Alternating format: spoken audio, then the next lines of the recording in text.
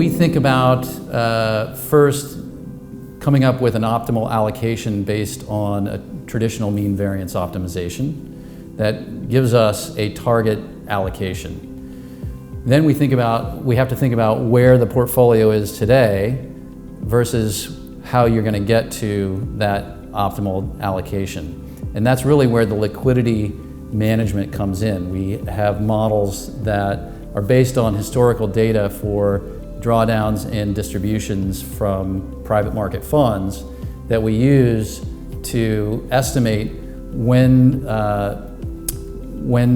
capital will be drawn, how it will increase in value, and then when it will come back, so that we can understand the duration of different types of strategies and come up with the most efficient path to get from the place where the portfolio is today to where that optimal allocation is, and without incurring any undue liquidity risk along the way.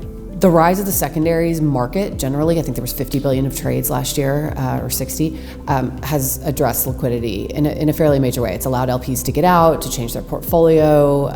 There's a large market. You don't trade at huge discounts anymore. So I think the secondaries space generally has addressed some of the liquidity needs. I mean, liquidity is always going to be a concern in private markets, but the secondary space has definitely helped alternatives. Then there's separately open-ended funds now, other fund structures that you can actually buy and sell. They have their own complications, but those actually also can help you address liquidity within a portfolio and still stay in alternatives and still get the returns. Well, we have the benefit of being in an illiquid asset class, so we're focused on that. But what we tell clients is that we don't believe that there's necessarily a premium just for being illiquid. We really believe that a company is a company is a company, or an equity is an equity, and so the ownership structure by itself does not drive a return premium. Rather, whether it's complexity or governance, there's other drivers of return that explain the different return premia between privates and publics.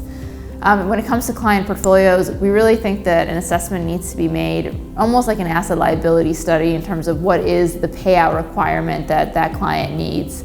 We found in many cases that actually our end clients have more liquidity than they need, and if they're long-term horizon investors or institutions, they can actually take illiquidity on to earn additional return from, again, those other sources like complexity and governance and so forth.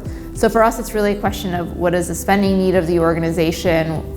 Do they receive any sort of inflows from either campaigns or donations or other sources, and trying to understand that in different market environments to come up with a strategic asset allocation.